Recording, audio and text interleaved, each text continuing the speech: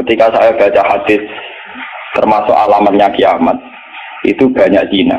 Terus yang kedua itu wa yurfa'ul ilmu, dan ilmu itu hilang. Ilmu apa? Hilang. Ini pulau baca itu di Bukhari, di Muslim itu nangis sejadi-jadi. Pulau berilim hadis itu nangis, dan saya takut anak-anak saya nanti, anak cucu kita nanti akan mengalami masa kebodohan masal. Kebodohan masal misalnya gini ya, nanti kalau ulama itu gak cerewet kasus pulau, tidak mau ngomong hukum, itu nanti uang kuolak balik. Jadi misalnya begini, ini saya ngomong di mana-mana, terutama sama santri-santri saya ngomong di mana-mana. Dalam kasus maksiat itu ya ada etika. Misalnya orang yang di niklab atau orang yang misalnya yang order orang nakal, itu juga ada aturannya. Misalnya Rukin daftar dulu, ya Rukin yang dapat dulu. Setelah itu Mustafa, setelah itu Mas Tri. Nanti yang gelem antri namanya anak baik. Rukin itu anak baik karena mau dapat antri. Nanti yang transaksi dan bayar namanya anak baik. Mereka ini yo kasil zino yo bayar namanya anak baik. Khawatirku nanti kalau ilmu itu sudah hilang, nanti kemaksiatan sudah ada. Sing ono buat dilem anak baik. Dia tetap zina tapi dilem anak baik karena dia zinanya ya bayar ya mau antri. Paham ya? Orang melihat konser yang pornografi, yang mempertontonkan aurat. Kalau masuknya pakai tiket, namanya apa? Penonton baik. Tapi kalau muka-muka 1000 nggak ada tiket, penonton jelek. Padahal kalau Allah sama jelek, yang berkedok porno. Paham? Lu boten, ilmu itu pasti nanti hilang. Dan itu yang pasti dimaksud Rasulullah, wa yurfa'ul ilmu. Ilmu itu nanti hilang oleh etika sosial. Meskipun dalam etika itu terjadi kebobrokan agama. Itu yang paling saya takut. Nanti itu kebaikan itu dalam keburukan. Jadi tadi orang nonton konten pornografi asal kamu bayar, dia ke penonton baik. Kamu nonton, gue ngaruh dan bayar. Terus tengok penonton itu baik sekali. Wadah dulu ngiler perkara pornografi. Tapi karena dia bayar dan anteng dianggap penonton baik. Karena dia dilem orang baik, dia tidak pernah introspeksi kalau perilakunya salah. Paham ya? Nanti itu pasti maksudnya Rasul itu begitu. Itu di cara-cara ada, tapi saya memahami begitu. Nanti pasti hilang. Makanya saya bersumpah sampai saya mati pun saya akan ngomong ilmu. Meskipun lama kayak saya itu tidak populer. Saya itu sering dikritik sama teman-teman saya yang dari pidato. Gus ini apa ini nara gelem pidato? Nggak sini kalau pidato gak pede. Nanti nuntut tengah kulo. Kita jawab tenan, nggak siap.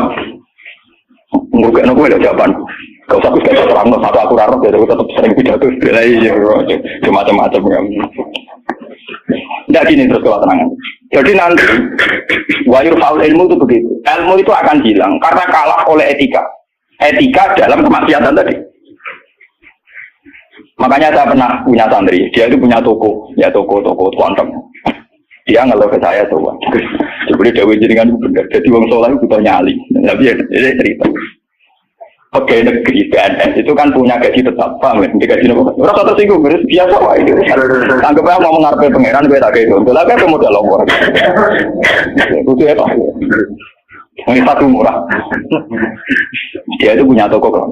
Jadi gue pegawai PNS ada gerulan gaji, paham ya? Gue aja dikit. Lalu itu lah. Uangnya rokan gue secara teori santri yo. Buka aurat jadi ngerok. Tapi tak belajar aku bayar. Jadi tak anggap pembeli yang baik. Tidak jatuh yorokan kawasan ketat tapi pembeli yang baik. Mereka enggak. Kurang ditonton. Soalnya berdiri di musola yang betul tapi tak belajar. Nah jadi nyulayani kan. Pembeli yang tidak baik. Uang kan saya proses. Uang itu gua makan belum soleh. Tadi kan berarti uang soleh mantap loh. Saya ngomong rapati soleh. Maksudnya rapati soleh perkara aurat itu, perkara PNS itu, perkara apa? Aurat itu kan salah paham. Masih protes PNS. Jadi aku kode ke pengurus masjid. Pengurus masjid dia sumbangan uang yang terkenal korupsi atau terindikasi korupsi nyumbang 10 juta. Yang tukang etika 10.000 gegere kan nggak karuan. Akhirnya pengurus masjid terbiasa nganggep itu orang baik. Mereka nyumbang 10 juta. Yang tukang etika nyumbang itu ya termasuk ilmu hilang. Nanti itu zaman ngono iku. Mulane kula nu saniki kula sering di. Untungnya kula terkenal ngalim, macam hikmah gede. Wih mboten urusan sombong, hikmah gede. Nak ngomong iki ana sing rungokno. Karena pendapat saya itu tidak populer. Mau kalau orang terkenal ngalim, itu orang bisa ingin ke saya semua. Karena pendapat saya ada, kenapa? Tidak populer, saya ada. Saya pernah pengajian di rumah saya sendiri pas murid. Mungkin ada sebagai jamaah sini yang ikut. Orang tetangga saya rata-rata hormat sama saya. Tapi yang kalau di acara tak omong, wah acara Gus Pak gak rawuh gak enak. Ini Gus Pak nak diundang ya teko. Pokoknya dia nak sing undangan ram bayar itu teko. Tapi nak dibayar dari ram teko lawat itu. Tak omong, wah aku nak di acara. Nak nganggur ya teko nak ora apa-apa. Pokoknya nak sing demi anak bojone ra teko malah apik. Iki ajaranku. Tak omong saking kepengenku gak gagu masyarakat. Tapi wong tetap segan gitu, tetap teko. Tapi tak umum. Saya tidak tersinggung. Ngandikan sampean ndak. Nah ini kalau terus balik. Terus yang ketiga contohnya gini. Kiai ku kados kula nu lebih nyai 5 tahun, bapak-bapak 2000. Mumpun mangkel tenan. Cara ra eling Quran mangkel. Masyarakat yang anaknya setengah idiot atau yang dianggap gak pati pinter itu di pondokno. Nanti iki udah bagus. Lu ngoten niku kadang yo nganti camat mantan camat. Ini kula dicurun, kula termasuk kiai terakhir kiai gede, camat-camat lagi do seperti itu. Gus kula nu ndak anak. Problemnya itu dia hiperaktif, ngeten-ngeten. Anak, padahal kakaknya di UGM gini-gini. Itu coba yang itu supaya mondok di sini gini. Ya sudah begitu. Untung kalau termasuk kiai yang rapati butuh duit, rapati butuh derajat. Memang tak pisau ya, tak maki-maki nek kula. Lalu cune setelah itu tidak kasil mondok di saya karena tak maki-maki. Itu gang beberapa hari. Wong sing ngomong niku wong melarat. Ya orang melarat tidak camat. Muga ora melarat itu tak bisa ya, melarat ya. Ya gitu. Anak yang baik karena dapat prestasi di sekolah umum, yang tidak baik di pondok. Wah nyorok Gusti kula saking kuwi wong sugih kalau tidak bisa ya ngene iki terus budi. Kan etika keulamaan kan bisa wong melarat ora oleh. Aku kok oleh. Jadi nak misalnya ora oleh nak kula napa? Iya, beda kan misalnya napa. Jadi ono. Nah itu yang menyelamatkan hati saya itu satu, yaitu tadi. Kenapa di Al-Quran diulang-ulang innalladzina amanu wa amilus. Jadi sebetulnya begini, ini yang peringatan ya bagi teman-teman yang mungkin di sini ada PNS, ada orang-orang yang biasa punya selera elit. Cobalah Quran ini dihidup-hidupkan lagi amanu wa amilus sholihat. Dalam teori Quran pokoknya yang baik itu ngamal soleh. Jadi misalnya saya sebagai orang alim di Pondok Irukin, dia sudah misalnya idiot, melarat, aneh-aneh. Di Pondok Imastri, misalnya melarat, aneh-aneh. Pondok Mustafa Islam gak pahaman. Kalau dalam teori pendidikan modern di mana butuh bibit unggulan, ini itu nggak masuk semua. Karena sudah ada bayar, idiot, ngawur, aneh-aneh gitu. Itu kan repot. Wah itu kan repot. Jadi kamane santri kok Mustafa yang tinggi, wes rata salam tempel lah kok kiai ini rata kopi, kiai rata kopi.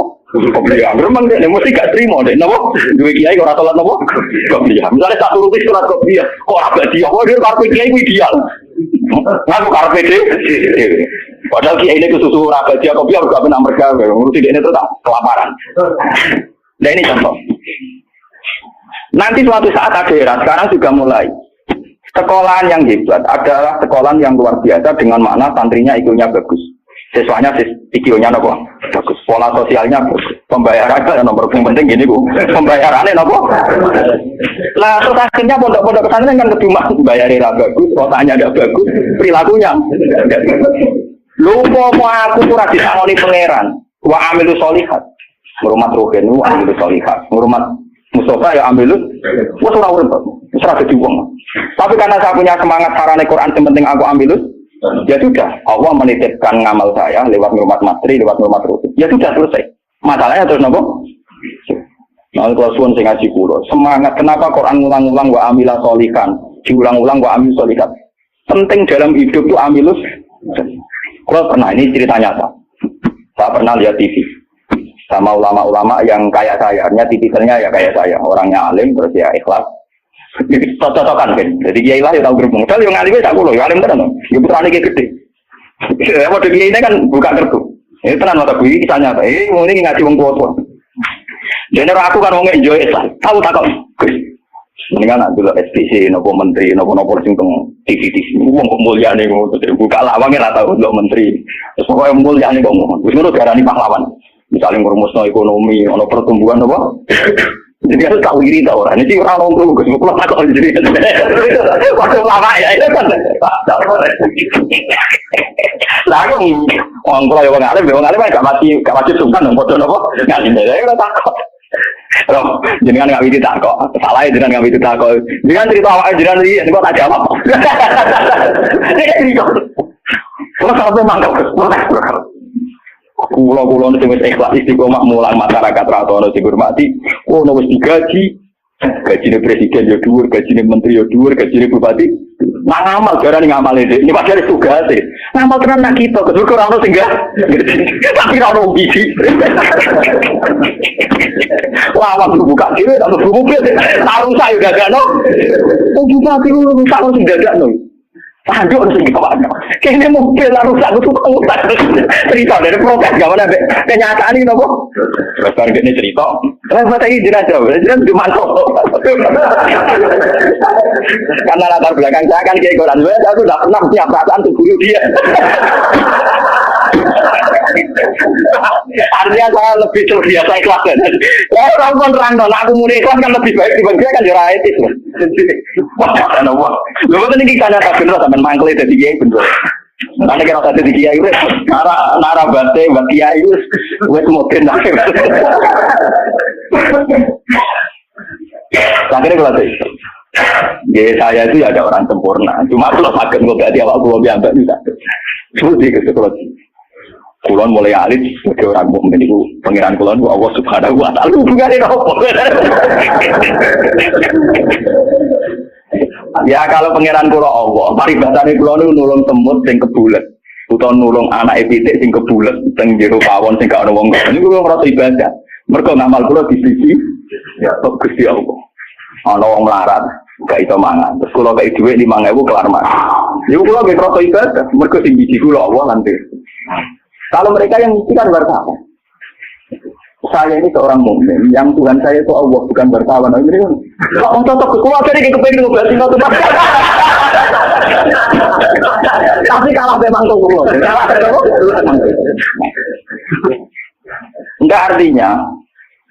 Kenapa kiai-kiai itu bangga dengan amal-amal yang kecil, kadang mengekei santri melarat, rantok wesel, kadang mengekei iman. Itu karena iman sama aturan dasar, wa may ya'mal mithqala dzarratin khairan yarah, wa may ya'mal mithqala dzarratin syarran yarah. Sekecil apapun Anda amal, dinilai Allah. Ini penting kalau aturakan. Nanti ada wila batu jahli, ada kebodohan apa masal, di mana orang yang rapat tentang ketahanan pangan karena dia diri menteri dan tetap-tetapnya, orang itu dianggap berprestasi karena mempertahankan pangan, kuota pangan cukup, bulog cukup. Padahal hakikat yang mempertahankan pangan itu siapa coba kalau per individu? Ada tukang becak miskin, dia hari itu tidak bisa makan, ditolong sama tukang becak diutangi 20.000, anak istrinya jadi apa? Makan. Dan di mata Allah yang menjaga nyawa tukang becak ini adalah temannya tukang, bukan pejabat-pejabat yang rapat di hotel berbintang. Meskipun saya ngakui fungsi mereka, tapi kalau saya disuruh ngakui fungsi mereka, mereka juga harus mengakui fungsi sosial yang dilakukan rakyat. Saya pernah juga diperintah, apa jadi ada alur fungsi menteri. Lalu aku belum ngakoni, kono kudu ngakoni hasil, orang kau ngakoni kono ora, bangkune. Kok penak? Kalau sama-sama kita beretika, kalau saya ngakui fungsi mereka, mereka juga harus ngakui fungsi kita. Makanya saya itu kalau melihat petani di sawah, dan itu sebagian anak-anaknya mondok di saya, itu kalau saya nyeritani mas, Pak, yang rapat-rapat ketahanan pangan di hotel-hotel itu hanya rapat ketahanan pangan. Sampai sebagai petani yang tulen, itu yang hakikat mewujudkan pangan. Sampai jangan kecil hati, saya dan di mata Allah Anda lah yang mempertahankan pangan, karena Anda belum jadi petani. Jadi itu banyak santri-santri wali murid yang bangga dengan saya. Wah, nak ngono berarti kula wong tomi wong kok padha menteri pertanian. Nah, ini ya kalau menteri kan lapornya sama presiden. Kalau sampean tak latih laporannya biar Allah Subhanahu. Lah ini khasnya ulama. Lah saya nanti takut tadi yurfaul ilmu. Nanti itu kalau sudah ada ulama yang kecangkeman kayak saya, nanti yurfaul ilmu. Ilmu itu hilang sehingga yang dianggap prestasi ketahanan pangan misalnya menteri pangan sama pejabat bu. Saya ngakui mereka berjasa, tapi kalaupun mereka berjasa kan digaji ya. Nah, Rukin juga gitu. Paham ya? Nah, ini kembali ke Quran tadi. Makanya saya tetap bangga dengan Quran. Quran itu spirit ngamal. Amilus solihat. Sama ya'mal mithqala dzarratin khairan. Nah, kemudian memang ilmu ini kelihatan biasa saja karena ya nggak ada yang menjelaskan. Makanya kalau syukur jenengan gelem ngrungokno ngaji Quran. Saya tidak bangga karena sampai ngaji saya enggak. Biar orang itu bangga lagi dengan teori-teori Quran dan biasa transaksi di Allah Subhanahu wa Ta'ala. Seperti saya ngaji di sini. Saya ini termasuk terkenal pintar. Beberapa kali saya diminta jadi dosen di universitas terkenal. Dan itu berkali-kali. Saya sampai sekarang belum pernah bilang iya. Dan itu Allah tahu niat saya.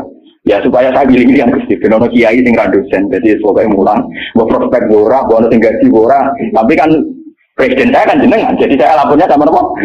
Nah, misalnya pengiran kemarin aku marah terus nganti mati. Marah kan dirasakan non agak juga kan juga. Jadi saya sampai sekarang itu mulai dulu saya mondok itu ya marah, tapi nggak tahu kalau rasanya marah. Nanti saya ini cara ukuran kiai selevel saya gimana? Karena yang alimnya alim saya, yang lebih kaya banyak sekali.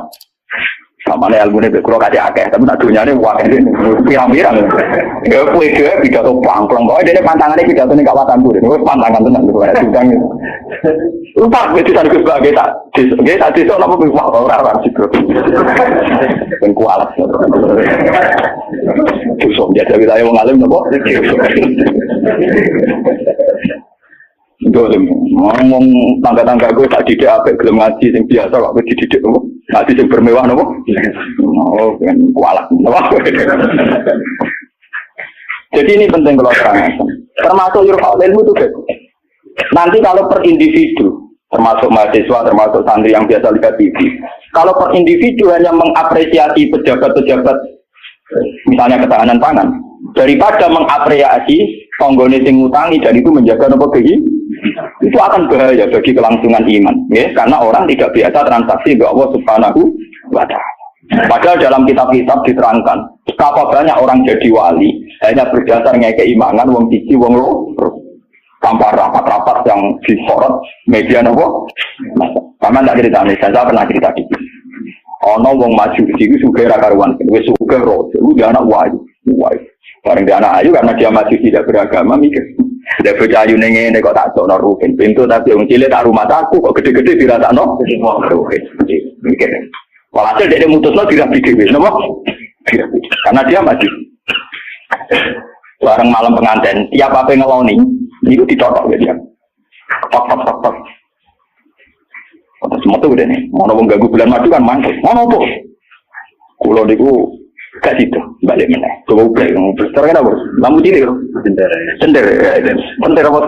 Sender apa? Gue edan ya. Iya ya, sender. Oh, sender orang bahasa Rembang loh. Apa lihat sender? Oh, sender ada sender. Tapi mirip. Salam sama repot. Ublek orang nyerempet. Keteringan kelapatan sender. Mungkin awalnya bakat tak sendiri bagus. Pasti kena. Ublek netral. Agar diparani melaju itu sampai 3 kali. Sekarang 3 kali nggak diparani itu dia diparani kan tidak omah. Ternyata dia itu seorang janda sehingga anak itu kelaparan. Anaknya kelaparan ditanya kenapa kamu ke rumah saya nak tak kerja kok melaju, terus dia cerita. Pak Majusi, saya ini punya anak kelaparan semua, ingin makan. Kalau saya ingat anak saya mau memaksakan minta jenengan karena jenengan yang punya makan. Tapi kalau saya ingat jenengan Majusi dan saya seorang mukminah, niat itu saya urungkan betapa saya tidak ingin menjual iman saya. Terus entah ini kayaknya dari si Majusi tadi. Ini mangan gandum, pokoknya segala yang diperlukan janda itu dan anak-anaknya diambilkan terus diterok, dipikul dia, dia seorang raja, diterok. Padahal dia hati-hati berangga gudi. Buat ini cerita iman, biar sampai belajar transaksi oleh Allah Subhanahu wa Ta'ala. Nanti nilainya nanti saya akan satu. Biar sampai biasa transaksi oleh Allah Subhanahu wa Ta'ala. Terus dikasih. Nah cerita itu terbongkar. Itu justru karena antar wali. Jadi ada seorang wali. Dia mimpi di Ka'bah, dia zaman dulu itu masih mungkin orang tidur di seputar matok Donto waktu. Dia seorang wali Abdal, dia tidur bersama Rasulullah. Wali Fulan, saya titip salam pada orang itu. Ternyata orang itu yang disifati Nabi itu orang Majusi yang di kampung terkenal paling arogan. Mereka ngerapi anak ini. Ketika dia tahu bahwa Majusi yang dititipi salam Rasulullah itu begitu, dia mengurungkan niat. Mau Rasulullah salah alamat, salah kirim salam. Itu kan nggak mungkin. Masa Rasulullah salah kirim apa? Itu apa takut nol rapotnya elek kabeh. Ini mau Majusi, yang saking kurang ajar, yang rapi anak. Akhirnya dia memaksakan konfirmasi. Mau Majusi ini diparah. Ya Majusi, saya ini tanya tangga-tangga Anda. Tidak ada yang cerita bahwa ada orang benar. Tapi aku ini gue salamin sama Rasul. Pasti kamu punya perilaku yang spesial, yang hebat. Wis maju sih langsung iman. Asyhadu alla ilaha illallah wa Muhammadur Rasulullah. Nabimu pancen nabi tenan. Perilaku saya tadi malam enggak seorang pun yang cerita. Waktu iman jelas dengan anak ini langsung nopo. Padahal enggak disorot media massa dan itu perilaku perso. Begitu juga di kitab-kitab ada cerita seorang lonte, seorang WTF. Dia setelah melakukan aksi kelonteannya pulang. Ngerti asu dilat-dilat ning tanah, dia menafsirkan itu pasti kehausan. Kalau bolak-balik cerita tentang mereka dan itu ada di hati sokai, karena lonte gak priayi. Malah buat santri ora iso, lonte kelebihannya kan gak napa? Iya, iku dene nganggo sepatu putih medun ning sumur. Terus dicopot. Setelah ngambil air dicopot sepatu putihnya karena tangannya dua digomranggang-ranggang munggah. Ya mau mergo ora priayi iso wae kan mergo napa? Gak priayi. Orang priayi kan gak kebayang. Orang priayi jarian dia oleh munggah-munggah. Lalu ini cerita tentang hadis sokai. Setelah diminumkan anjing itu, Allah syukur sekali karena ada makhluknya yang diselamatkan di lonte itu dan diparingi tobat jadi orang. Lu apa susahnya sih kayak dengan saya, Mas Ruben semua? Coba kita ini kan sering menyelamatkan nyawa. Paling tidak anak kita kelaparan kita berikan susu, istri kita kelaparan kita berikan nasi. Kita ini berkali-kali menyelamatkan nyawa. Tapi kita tidak pernah bangga karena kita nunggu bangga kalau kayak menteri, kayak presiden. Lalu iman kamu di mana? Lalu posisinya Allah yang nilai kamu? Kita ini mukmin yang geblek, paham? Mukmin yang bodoh. Malah nek TV juga sering kan. Bener katakan kalau bagi ini cocok-cocokan antara wong alim. Lu mboten nenten yang namun kalau bagi mau cara tak ditane emang tapi kan ada sebut ini. Tapi dene tetap ngakoni. Mati man kejinan ngalim mesti nanti jenengan apik kok dene suwe ana ati wae. Dia baru saja. Ya makanya saya ini kalau baca wahyu tadi termasuk wahyu Paul.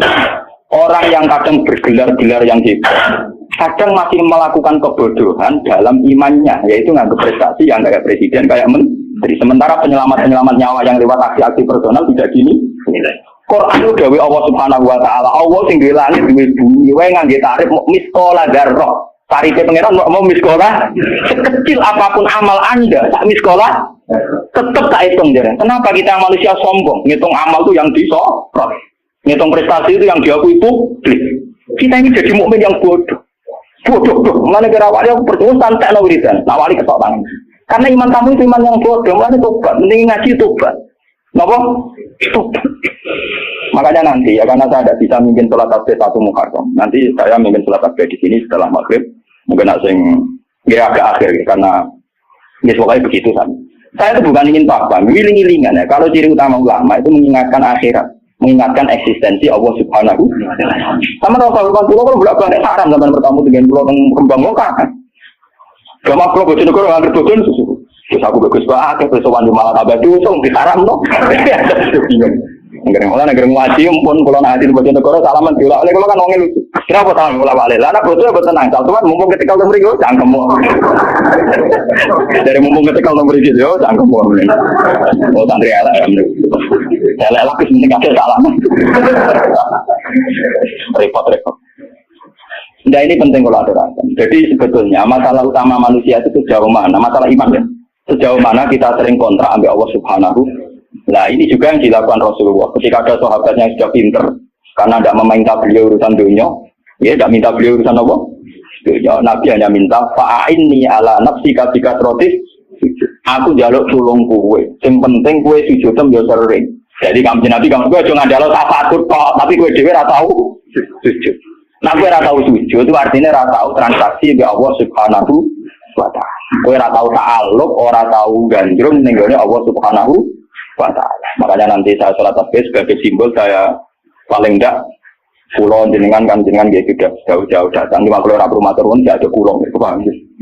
Jadi kadang wonten kadang kula ditipani cuma jenengan waktu itu di gunung gitu ben aku teperan matur nuwun ada aku rembang tetep ada nopo ya sudah sama ora ada gede tetep ada kula tetep nopo sangkem nek teleng gunung gitu kok adu rembang paham napa jadi tetep menang kula cara ganjaran tetep aku nah seneng ambek cara diitung ora pentingan paling sampean diitung mergo tawadhu artinya ngrasa bodoh terus ngaji ya diitung apik. Itu apa? Kalau baleni malih. Saya baca hadis itu nangis. Jadi wahyu faul ilmu. Ilmu dihilangkan termasuk ilmu prestasi tadi. Kenapa kalau yang melakukan seorang presiden, seorang menteri itu menjadi prestasi yang luar biasa? Kita yang berkali-kali melakukan prestasi penyelamatan nyawa, orang rata duwe nopo prestasi. Akhirnya syukur kita sama Allah Taala kurang hanya karena merasa tidak punya prestasi. Padahal kita punya prestasi berkali-kali. Kalau sama tak cerita ini ben iman teman. Rasulullah nak dawuh itu detail sekali sampai ngendikan kowe iku gawa kayu ke hutan, terus kamu jual di pasar. Setelah kamu jual di pasar, kamu kasihkan ke ibu kamu, ke anak kamu, dan menjadikan mereka hidup. Itu sudah sedekah yang luar biasa. Sampai Nabi nyontono, hatta matat ala fisim ro'atika. Jika yang kamu bikin untuk mulut istri kamu, matat ala fisim. Ini wonten cerita. Nabi Musa pernah tanya sama Allah, ya Allah, saya ini kalau di surga sama siapa? Itu dia pemuda, wongnya jempal kalau rugen, hati wong larat kenapa jempal? Tukang golek kayu kan? Dan ini rugen alhamdulillah ada yang ngelakoni. Jadi tukang ukir kayu tapi orang golek nopo. Ternyata nak itu duit dorong tinggi untuk dirong pulau itu yang karena orang Arab itu melaratlah pakanan roti, pak. Itu orang Arab lain melaratlah pakanan nopo roti daging. Jadi orang Arab itu roti yang unsurnya itu tengahnya 3 itu. Ini gitu kan roti. Yang separuh dipangan dia, yang separuh digantung tengguo karena ibunya sudah lumpuh. Kalau dia pulang disuapin, kalau dia sedang kerja, ibunya sudah meraih karena digantung di dekat nopo itu. Jadi dia gitu saja. Dan itu sudah menjadi layak dia setingkat Nabi Musa nanti di surga. Jadi Nabi Musa, wong itu kan Nabi Musa normal sana kan dia kayak dia kiai, mesti sholatnya cukup biasa dia. Pokoknya dia kan fotonya ngedok. Oh ternyata dia gitu mau bakul neng pasar mulai ya gitu aja. Takut nih kedengeran. Nah karena apa tuh? Jokrono itu, kau tak krono apa? Jokrono. Paham kan? Tadi kayak keliwan. Ibu krono tuh. Jadi jadi kesempatan. Makanya saya ini sering cerita ke dia. Jangan kira saya boyong itu karena pondok saya. Saya boyong itu tidak karena pondok saya. Orang no hadis ya. Wong boyong demi pondok orang hadis. Karena demi ibu saya. Karena ibu saya masih hidup dan beliau masih membutuhkan saya. Makanya saya sering cerita ke supir saya. Nak lihat ibu butuh mobil pamit. Nah ibu rasa pamit. Saya sering bilang itu sama bapak Kangkang kalau ibu mau dari kemana ada sama pamit saya. Saya kalau selain ibu kan. Ya sekarang nggak ada jadi apa. Itu kita ini harus bangga dengan prestasi-prestasi yang dicontohkan Rasulullah Shallallahu Alaihi Wasallam. Tapi kita ini sebagai mukmin bodoh kita kan belum TV tadi. Kita ininya kan jadi tokoh hebat yang disorot media massa. Jika misalnya juga masalah air, orang yang menemukan obat air nanti diapresiasi secara internasional. Mereka menemukan obat air. Padahal asal usulnya penyakit air karena sektisme. Padahal rumusnya Kiai itu lebih dari itu supaya rakyat gampang dong rasa seks. Tapi orang tinggal apresiasi. Orang apa? Mau maksudnya ngomong ya dino ya selamat. Kita ini nasibnya sih nak nuruti pengakuan publik, nasib kita sih iya. Lalu ciri utama orang mukmin itu antak buddha woha ka anak katahu, pak ilam takun tarahu, pak indahu ya roka. Ihsan kita, kebaikan kita kontrakkan dengan Allah Subhanahu wa Ta'ala. Jika setiap saat kita ngamal seakan-akan melihat Allah, atau tidaknya yakin dilihat Allah. Intinya biasa transaksi atas nama Allah Subhanahu wa Ta'ala. Makanya saya ngajar di mana-mana itu asik. Jangan kira asik saya itu karena di depan sampean. Mangkel no, kalau iling sampean itu mangkel. Masih kadang ngantuk turu, kadang rapaham. Kadang perengaan lu tinggal no gelo, cara pulau nganggo taklim mutalim bubar loh sampe. Sampai nganggo dalil rasopan ya Pak. Tapi saya itu gak nganggo dalil taklim mutalim. Kalau langsung nganggo Allah Taala kesuwen. Repot. Cuma gelo. Cara etika taklim mutalim gak mlebu kabeh sampe. Nah ono gurune teko semua bar kabeh. Nanti wiluk ora oleh melengak. Cara soalnya tutup. Cara sampean nganggo kok etika taklim nopo tutup. Ini penting kalau aturakan. Jadi kalau suwon sampean harus secerdas sahabat ini. Kalau sampean sudah tahu saya ini misalnya ulama akhirat, ya hubungan saya dengan jenengan harus urusan apa? Nah, kadang masyarakat itu yang kadang ngawur banget. Pulau itu gak ada bapak, gak ada guru. Memang sebagian saudara saya sekolah umum, karena yang tidak diplot jadi ulama. Tapi yang diplot jadi ulama itu guru-guru saya ini tanyakan lelupan kalau gak percaya. SD saja enggak. SMP apalagi SMP. Kiai-kiai ini sudah tirakat sebagian anak yang calon pewaris kealiman itu bahkan tidak merasakan sekolah apa. Tapi masyarakat enak saja, ngerti kiai ini ngono, anaknya apa dipen baru atau apa ujian di hubungannya. Ya, Saya itu pernah punya kakak wakil bupati. Wakil bupati jadi bukan calon. Saya belum pernah main ke rumahnya. Tanyakan di Lukman. Saya banyak sekali main karena beliau pas mau haji. Dan itu di keluarga saya dihormati. Memang saya kuatnya ulama ya etikanya begitu. Padahal kakak saya itu sering ke sini, ke Tonggo dulu ketika saya masih kos di sini. Ya karena aturan dasarnya itu, yang tidak ulama harus ulama itu dipegang. Padahal itu kakak saya. Dan itu ya nggak saling menyinggung ya biasa saja. Kayak tenang saja itu ya tenang saja. Wah itu kalau logika sampean kan aneh. Tapi kalau di keluarga saya biasa. Ya orang tersinggung kakak saya, memang yang tidak ulama, tuan. Ngomongin gagal. Ketika ada euforia, namanya punya jubir wakil bupati, wakil pinjam mobil, saya tidak pernah. Zaman itu saya miskin sekali ya. Kalau kesini yang ya biasa nyetop, saya nyetop angkot di jalan. Terus gak nyetop mobil kakak, cangkem ulama, gua hari tomak berkue. Saya memang cangkem saya, memang masyarakat biar tahu ulama udah didik kok kue. Ya logika mereka kalau nggak pinjam mobil kakaknya, wakil bupati kok umbat. Cangkem ulama pada anak kue. Akhirnya mau sadar, sebenarnya ulama tenang. Jebule gak guyon, makanya mereka sadar. Nah aku ragu guyon. Guyon biasa, mungkin tak tirakat-tirakat. Saya tuh mangkel kadang, ya itu tadi. Saya ini kan sudah begini, potongan saya kan potongan kuno. Lu mau tadi gue? Semuanya sesuatu kurang luang. Kepen jadi wakil bupati, sampai kepen jadi bupati, kepen apa bisa bilang? Kadang kita omongin, nah, saya mampu wudhu kita omong. Ya lepas, aku kalau tirakat ini kepen jadi mana, aku malah bukan cuma sampai nopo. Jadi, sebetulnya nanti kita maksudnya jangan akhirat berdoa akhirat pulau untungnya belum. Ya tapi itu tolong aku ini kok. Tetap kan. Ini uang tadi uang tentang daftar tentara gitu tuan kulo. Yang bupati tuan kulo ada no.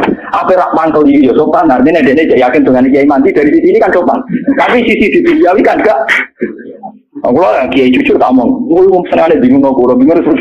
Aku nak dengar aku khawatir kedurian. Orang dengar dari tamu kon mau ya, enggak bingung. Lu tuh sepuro. Kau berani aku bingung aku. Tak omong ini. Bis punten ayo tapi kayaknya ini nasib.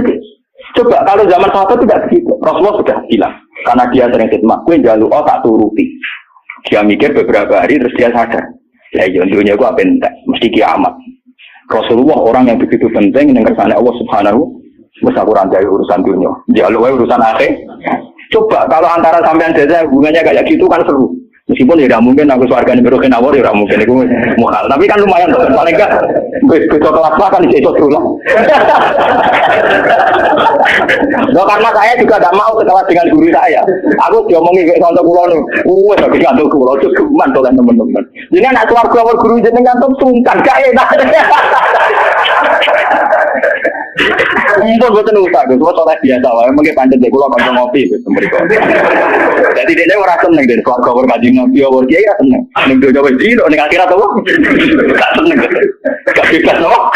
Lalu kira power aku kan. Dadi kowe orang ngene iki. Angko nak kangen ya tuan. Tapi bariku bunga-bunga ning keluarga iki. Ning teras pawon-pawon.